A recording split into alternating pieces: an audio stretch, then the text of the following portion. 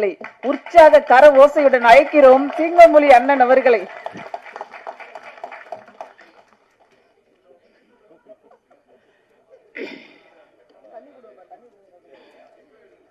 Good evening.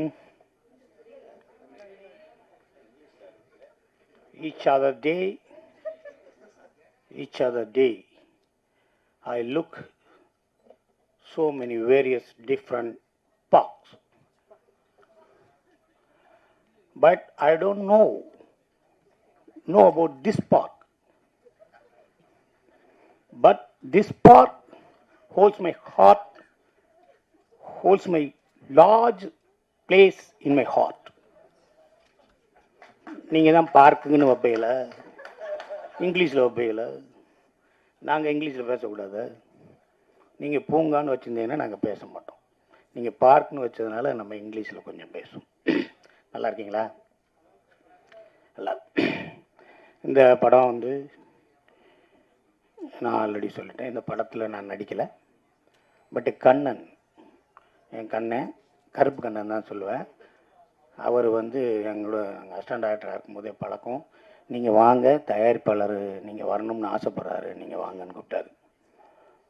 கண்டிப்பாக வரேன்னு ஈசிஆரில் ஷூட்டிங்கில் இருந்தேன். நான் வந்தேன், இன்றைக்கி வீட்டில் இருந்தேன். காலையில் எல்லாம் மெசேஜ் அனுப்பிச்சார், எல்லாம் வந்தார். ஸோ எல்லா பேரும் நீங்கள் வரீங்களா, நீங்கள் வரேன்னு சொன்னீங்களாமே, நீங்கள் வரீங்களான்னு சொன்னேன்னு என் தம்பி அன்பு சிறு முதலீட்டாளர்கள் தலைவர் இருக்கார். அவர் நீ வரேன்னு சொன்னியாமே, நீ வரையாமே அப்படின்னா எல்லாரும் பேசிக்கிட்டு இருக்கையில் நான் வரமாட்டேன் அப்படின்னு வீட்டில் கதை உடைச்சிட்டு படுத்திருக்கிறதுக்கு முறையாக இருக்காது. நான் வரணும். யார் யார் வரா? உதயகுமாரனே வர்றாரு, பேரரசனே வர்றாரு. சரி நம்மளும் போயிடுவோம். தமன் கூட நான் வந்து ஒரு 10 இயர்ஸ்க்கு முன்னாடி சேது பூமின்னு ஒரு படம் பண்ணேன். அந்த படத்தில் நான் இருந்தேன். அதில் வந்து டிஎஸ்பி பாலையா சாரோட சன்னு ஜூனியர் பாலையெல்லாம் நடிச்சிருந்தார். அவரே சொன்னார், ஜூனியர் பாலையானே சொன்னார், அப்பாவோட ஒரு பாடி லாங்குவேஜ் உனக்கு இருக்குடா, பாலையா சாரோட இது இருக்குடா, என்னை விட உனக்கு அதிகமாக இருக்குடா அப்படின்னாரு. அதோட பெரிய பெருமை எனக்கு எதுவுமே இல்லை. ஆனால் தமனுக்காக இந்த ஃபங்க்ஷனுக்கு வரணும்னு நினச்சேன். தமன் யாருங்கிறீங்க? அவன் பெரிய ஒரு ஏர்லைன்ஸில் ஒரு 10 இயர்ஸ்க்கு பேக்கே அவன் 4.5 லட்சம் 5 லட்ச ரூபா சம்பளம் வாங்கக்கூடிய ஒரு பையன், தம்பி. அப்பயே 10 இயர்ஸ்க்கு முன்னாடி அவன் அவ்வளோ பெரிய போஸ்ட்டில் இருந்த பையன், பெரிய போஸ்ட்டில் இருந்தாப்புல ஏர்லைன்ஸில், ஃபாரினில், எமிரேட்ஸில். அதெல்லாம் வேணாம்ட்டு இங்கே வந்து உட்காந்து பண்ணிக்கிட்டே இருக்கார். திடீர்னு பார்க்குறேன் ஒரு சீரியலில் லீடாக பண்ணுறாரு. திடீர்னு பார்க்குறேன், என்ன தம்பி எங்கடா இருக்கு அப்படின்னு ஒரு நொடின்னு ஒரு படம் பார்க்குறாரு. அதுக்கப்புறம் பார்க்கேன் பார்க்கில் பறக்க வர்றாரு. உனக்கு இந்த சினிமா கண்டிப்பாக செய்யும்பா, நீ கவலையப்படாது. இந்த சினிமா நீ கவலையப்படாது. வாட்டுக்கு 2 எக்ஸ்ட்ரீம்ஸ் இருக்குது. நிறையா படங்கள்லாம் நடிச்சுக்கிட்டே இருந்து 42 வயசுக்கு மேலே சூப்பர் ஸ்டார் ஆனவர் எம்ஜிஆர். ஒரே படத்தில் பராசத்தில் நடித்து சூப்பர் ஸ்டார் ஆனவர் சிவாஜி சார். 2 எக்ஸ்ட்ரீம் இருக்குது. சினிமா யாருக்கு கொடுக்குங்கிறீங்க? என்னை மாதிரி முடி இல்லாதவனுக்கு கொடுக்கும், நிறைய முடி வச்சு சீவ முடியாதவனுக்கெல்லாம் கொடுக்கும். புரியுங்களா? அதனால நீ எல்லாம் அழக, நல்லா இருக்கு, நல்லா ஃபிட்டாக வச்சுருக்கேன், நான் பார்த்த மாதிரியே இருக்க, குண்டா இல்லை, எது வேணாலும் இல்லை. ஒரு நல்ல ஒரு ஃபிட், ஹீரோக்கான ஒரு ஃபிட்டு. பேரசனே சொன்ன மாதிரி நல்லா இருக்க. இந்த படம் இல்லை அதை ஓடிக்கிட்டே இரு. ஒரு படம் வரும், அந்த படத்தில் சைன் பண்ணிக்கலாம். உனக்கு சினிமா ஒன்று பாதுகாக்கும், சினிமா செய்யும். ஓகே. அடுத்து இயக்குனரை பற்றி சொல்லணும்னா, ஃபர்ஸ்ட் ஹாஃபில் நெஞ்சு வலி, செகண்ட் ஹாஃபில் வயிற்று வலி, நெஞ்சு வலி. சார் சொன்னார், நான் லாரன்ஸ் மாஸ்டர்கிட்ட அவராக இருந்தேன்னு. அதெல்லாம் நீங்கள் நம்புவீங்களா? எங்கள் ரிலேஷன் ஒருத்தர், எங்கள் அண்ணன் ஆல் டைரக்டரு, அவர் வீட்டில் நான் தங்கி அவர்கிட்ட வந்து அவர் சினிமாவில் வேலை பார்க்கணுன்னு வந்தேன்.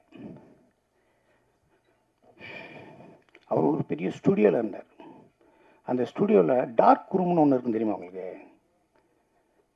அந்த நெகட்டிவ் எல்லாம் போட்டு கழுவாங்கள்ல, சோடியம் தயோசல்ஃபேட்லாம் போட்டு கழுவி ஃபோட்டோவெல்லாம் அப்படி இப்படி மாட்டி வச்சுருப்பாங்கள்ல, அந்த ரூமில் லைட்டே போடக்கூடாது, ஒரே ஒரு ரெட் லைட் மட்டும்தான் இருக்கும். அந்த ரூமில் நான் 6 மாதம் தங்கியிருக்கேன்.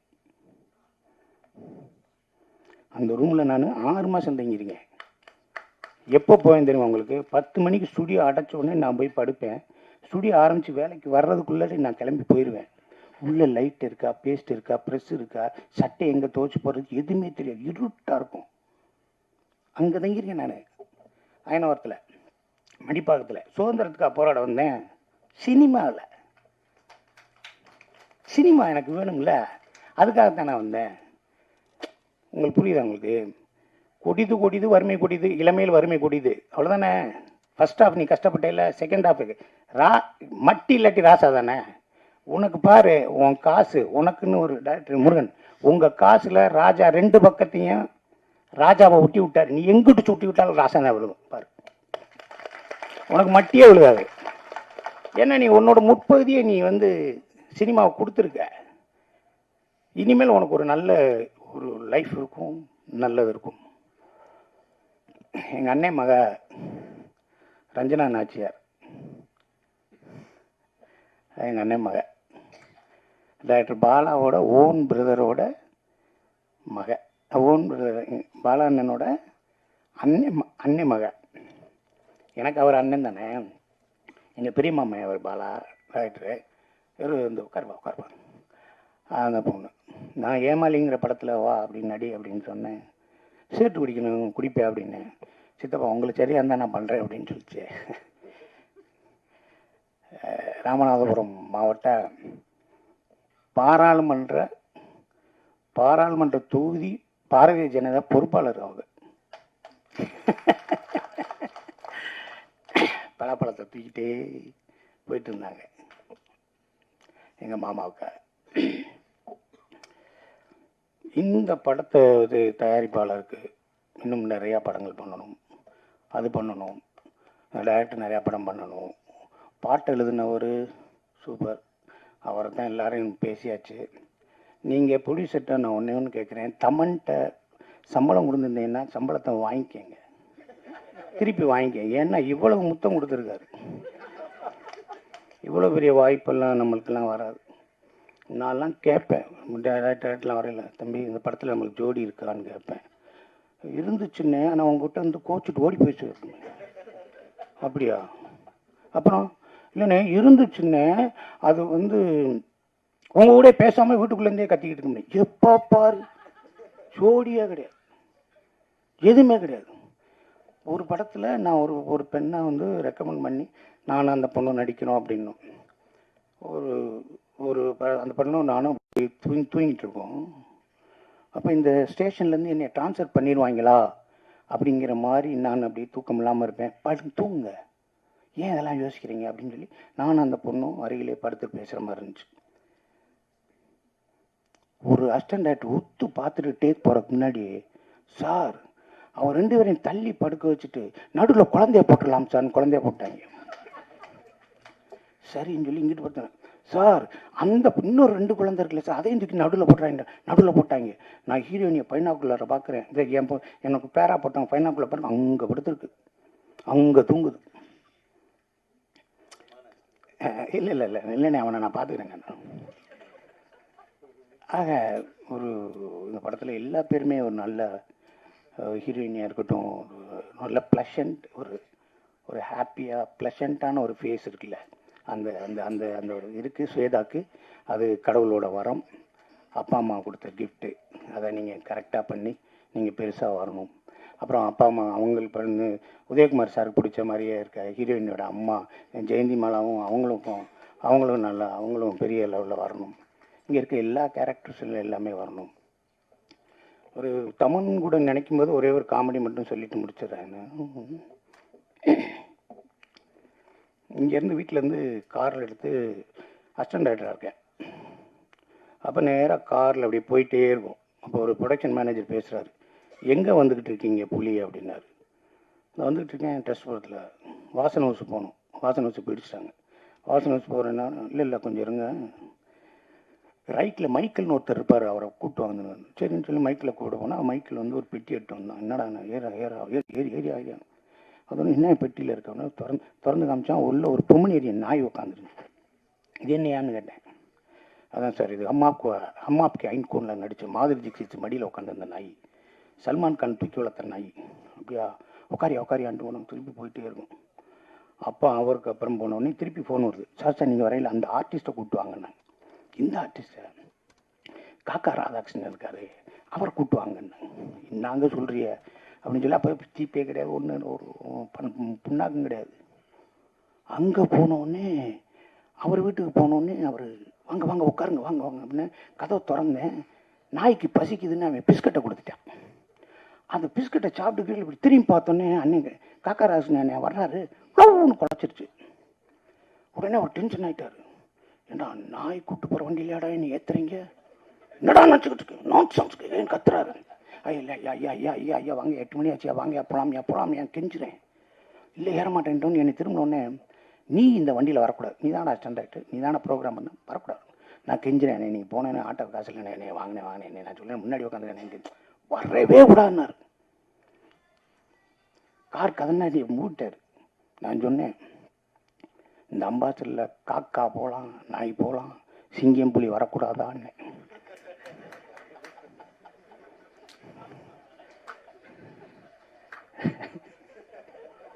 காக்கா போகலாம், நாய் போகலாம், சிங்கம் புலி வரக்கூடாதா அப்படின்னு.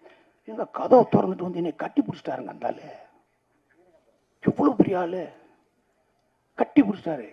அவர் மனோகரால நடிச்சார் பாருங்க. போர்லேயே 2 வகை உண்டு, ஒன்று வைக்கப்போர் ஒன்று அக்கப்போர்னாரு பாருங்க. போர்லேயே 2 வகை உண்டு, ஒன்று வைக்கப்போர் ஒன்று அக்கப்போர் அப்படின்னாரு பாருங்க. அதெல்லாம் ரெஃபரன்ஸ் எடுத்து தான் நான் மாயாண்டி 96 லூசா நடிச்சது. அந்த அவ்வளோ பெரிய. அதுக்கப்புறம் பார்த்தா நான் கட்டி பிடிச்சேன். நல்லா பேசிட்டடா சிங்கம்புலி, வாடா என் மடியில் உட்காந்துக்கடான்னு கூப்பிட்டு போனார். நான் படம் பண்ணும்போது, அதாவது ஒரு படம் பண்ணும்போது படத்தை பார்த்து என் ஃப்ரெண்ட்லாம் சொல்லுவாங்க, என்னடா நான்சென்ஸாக பண்ண, என்னடா லூஸ் தனமாக பண்ணிட்டேன். நான் லூஸாக ஒரு படத்தில் நடித்தேன். சொன்னாங்க இல்லைன்னா பெர்ஃபெக்டாக பண்ணிட்டேன்னாங்க.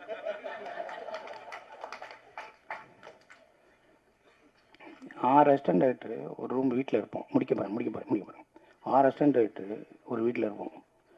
எல்லா பேரும் வேலை. பி வாசு, உதயகுமார் சார் எல்லாரும் அவங்கவுங்ககிட்ட வேலை பார்க்குறாங்க. நான் எல்லா பேர் கார் வந்தோடனே மாப்பிள்ளை உன் கார் வந்துச்சு, நீ போடான்னு எல்லாத்தையும் ஏற்றி விட்டு கதை அடைப்பேன்.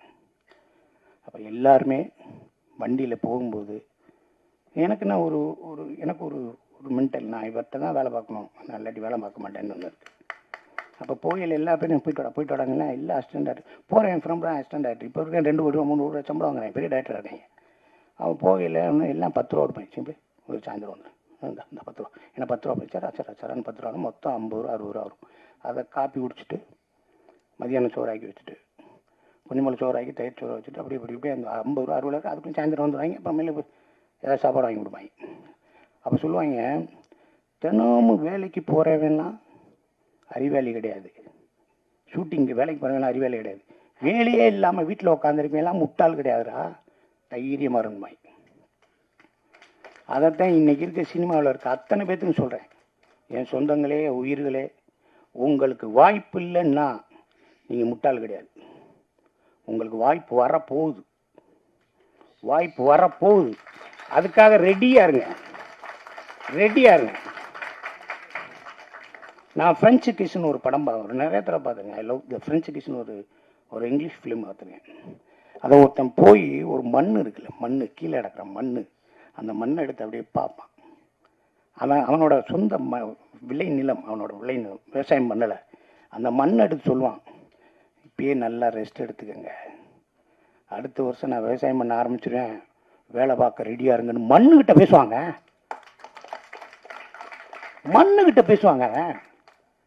அதனால இன்னைக்கு சொல்கிறேன், இந்த கதாநாயகியாக இருக்கட்டும், கதாநாயகனாக இருக்கட்டும், இங்கே இருக்க கேமராமேனாக இருக்கட்டும், இங்கே இருக்க எடிட்டராக ஆகட்டும், இங்கே இருக்க சின்ன சின்ன வேலைகள் பண்ண அசிஸ்டன்ட் டைரக்டராக இருக்கட்டும், எல்லாரும் போய்கிட்டே இரு. திருடாத, பொய் சொல்லாத, ஏமாத்தாத, துரோகம் பண்ணாத. உனக்கு வரும்டா வாழ்க்கை, உனக்கு ஒரு நாள் வரும். இந்த சினிமாவில் கெட்டது பூரா பக்கத்தில் இருக்கும், கெட்டது பூரா அவன் பக்கத்தில் இருக்கும். எதை எடுக்கணுமோ அதை நீ எடுத்துக்க. Which one is best, choosing wisely. எல்லாத்தையும் நீ எது வேணுமோ அதை எடுத்துக்க. கெட்டதான் இங்கே பக்கத்தில் இருக்கும், நல்லது தூரமாக இருக்கும், போய்கிட்டே இருக்கணும். சினிமா கறப்பதல்ல, கற்பனை சுரப்பது. அதுக்கு எந்த வயசும் டிஃப்ரென்ஸே கிடையாது. நீங்கள் எல்லாரும் இந்த படத்தில் வேலை பார்த்த எல்லாரும், பார்க்கல ப்ரொடியூசராக இருக்கட்டும், எல்லாரும் எல்லாரும் எல்லாருமே பெரிய லெவலில் ஜெயிச்சு உங்களை ஷவர், இந்த வெளியில் வந்து ட்ரிஸ்லிங், அந்த வாட்டர், அந்த ஷவர் உங்களை வாழ்த்த ரெடியாக இருக்குது. என்ஜாய் பண்ணுங்கள், ஹாப்பியாக இருங்க, ப்ளஷண்ட்டாக இருங்க. நன்றி நன்றி நன்றி. நான் ஒரு சின்ன ரிக்வஸ்ட் சொல்லியிருக்கேன். சார் நல்லா பாட்டு பாடுவாங்க, அதாவது சங்கீத ஜாதி முல்லை அவரோட குரல்ல 2 வரி மட்டும் கேட்போம். இங்க வச்சிருக்கேன்.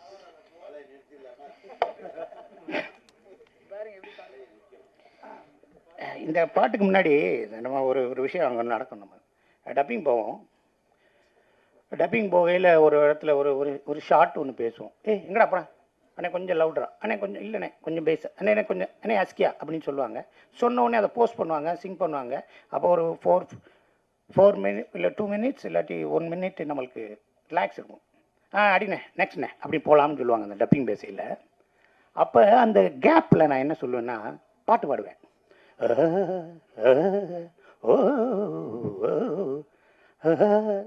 அப்படி பாடுவேன். அதாவது அங்கேருந்து இன்ஜினியர் ரூம்லேருந்து அண்ணே சூப்பராக பாடுறீங்கன்னு எவனா சொல்லிடுவானான்னு ஏங்குவேன். அந்த டைரக்டரு என்ன நல்லா பாடுறீங்கண்ணே, இந்த பாட்டில் ஒரு தொகையரை வேணா பாடிடுறீங்களா அப்படின்னு அந்த ஆள் சொல்லுவான்னு ஏங்குவேன். இவனா டப்புன்னு கையை கொடுத்துருவானான்னு ஏங்குவேன். புரியுங்களா உங்களுக்கு? அண்ணன் பாட்டே ஒரு கொண்டு வச்சு நான் அந்த அண்ணன் பாட்டு சின்ன கவுண்டரில் படத்தில் நான் அதெல்லாம் பாடுவேன் நான். ஆனால் ஒரு வயலும் சொல்லவே மாட்டுறாங்க. நான் இடையில காட்டணும் அப்படின்னு நிறைய பாடுவேன். ஒன்றுமே சொல்ல. ஒரு அஸ்டண்ட் ஒரு நம்ம டச்சப் பாயை கூட்டு போயிட்டேன். வாடா எங்கண்ணே, வாடா டப்பிங் போகிறேன். நான் எதுக்குண்ணே டப்பிங், வாடா நான் இங்கே டப் பண்ணுவேன், நீ இன்ஜினியர் ரூமில் இரு. சரிண்ணே, அங்கே என்ன சொல்கிறாங்க அங்கே மட்டும் என்கிட்ட சொல்லு. ஓகே. அங்கே போய் நின்றான், டப்பிங் நடந்துச்சு, பேசினேன். இன்பிட்வீனில் சங்கீத ஜாதி முல்லை காணவில்லை கண்கள் 2 அண்ணே அண்ணே ரெடினே போகலாம்னே அப்படின்பா. என்னடா கட் பண்ணுறாங்க. அடுத்து தம் தம் நம் அண்ணே போகலாம்னே உயிரே அண்ணே ரெடி போகலாம்னே. சரி டப்பிங் முடிஞ்சு பாட விட மாட்டாங்க. வந்துச்சு, காரில் ஏறி அவனை உட்கார வச்சாச்சு, போயிட்டே இருக்கு. தம்பி எப்பட்ற சூப்பராக பண்ணிட்டேங்களே, டப்பிங் நான் பண்ணது எனக்கு தெரியும். நான் பாடும்போது அங்கே என்ன பேசினாங்க அண்ணே, நான் பாடும்போது அங்கே என்ன அண்ணே அந்த ஒரு அசிஸ்டன்ட் டைரக்டர் ஐயோன்னாருண்ணே. நான் கிடக்க அசிஸ்டன்ட் டைரக்டர் லூஸ் பட அவெல்லாம் டைரக்டர் பண்ணுறேன். விட்றா இது இன்ஜினியர் என்ன சொன்னார், ஆரம்பிச்சுட்டாரா அப்படின்னு. விட்ற நான் இந்த தேட்டர்லேயே போடக்கூடாதுன்னு சொன்னேன், இந்த தேட்டரில் போட்டாங்க. டைரக்டர் என்ன சொன்னா, அந்த ஆள் என்ன சொன்னார், அண்ணே விட்டா எப்பயாவது ஏட்டி முட்டியாக பாட்டிக்கிருப்பாரு, சீக்கிரம் முடிங்கன்னா சார். அப்படி ஓரமாக வண்டியை நிப்பாட்டி அவன்கிட்ட ஒரு 200 ரூபா கொடுத்து இந்த விஷயத்தை எங்கேயாவது வெளியே சொன்னேன்னு வச்சுக்க கொளுத்தி போடுவேன், ஓடி போயிடுவேன். இப்போ அவன் டச்சப்பா வர்றான், எனக்கு பேக் தூக்குறான், அவனை அப்படியே பார்ப்பேன். மோரக்கட்டை அவன் என்கிட்ட சங்கீத ஜாதி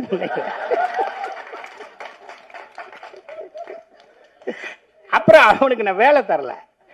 அவன் ரிங்டோனை வச்சிருக்கான், எங்கடா இருக்க சங்கீத ஜாதி. டே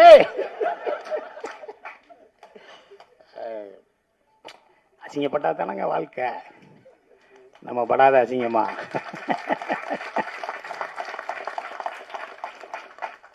நீ என்ன அசிங்கப்படுத்துறது, நம்ம நிறைய அசிங்கப்பட்டாச்சு அப்படிதான் சொல்லணும். அன்பு கடையில் ஹோட்டல் வச்சுருப்பாப்புல. நைட்டு போய் நைட்டு 11 மணிக்கு அது 1 மணிக்கு புரோட்டா வாங்குறது, அது வாங்குறது, இது வாங்குறது, காசு வாங்க மாட்டாப்புல. பங்கு நீங்கள் டயட் பண்ணுங்கள், நீங்கள் பண்ணுங்கள், டயட் பண்ணுங்கள், எனக்கு அதே சந்தோஷம். நீங்கள் நாளைக்கு வந்து சாப்பிடுங்க, அந்த 3 பேரை கூட்டுவாங்க, அப்புறம் சாப்பிடுங்கன்னு சொல்லி எனக்காகவே உட்காந்துருப்பார். உன்னோட நல்ல எண்ணம் உன்னை வாழ வைக்கணும். சரி.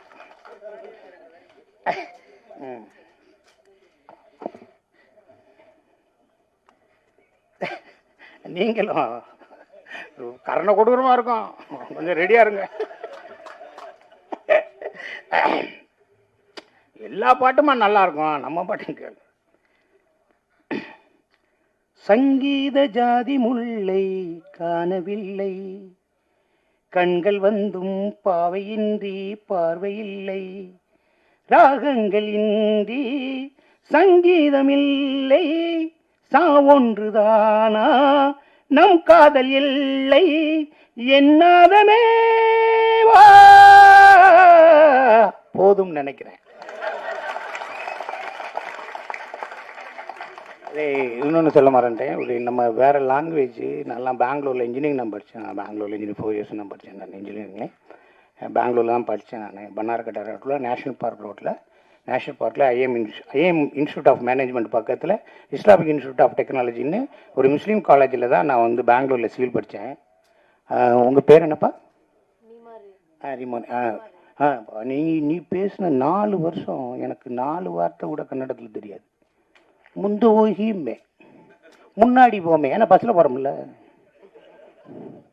அது மாதிரி அதெல்லாம் கற்றுக்கிறதுக்கு எனக்கு கொடுப்புன்னு இல்லை, எனக்கு கொடுப்பில்லை தான் சொல்லணும் அது. ஓகே, அது ஆனால் இந்த பொண்ணு அவ்வளோ பேசுதே.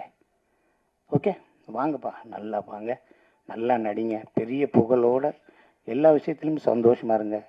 ப்ரொடியூசருக்கு, டைரக்டருக்கு, எல்லாருக்கும் வாழ்த்துக்களை சொல்லி இந்த வாய்ப்புக்கு நன்றி கூறுகிறேன். ஒரே ஒரு முக்கியமான விஷயம் நோட் பண்ணிக்கணும், இந்த தயாரிப்பாளர் வந்து அடுத்து நம்மளை வச்சு நல்ல பெரிய படமாக பண்ண போகிறதா கேள்விப்பட்டேன். அதை அவர் மறந்துடக்கூடாது. நன்றி நன்றி நன்றி.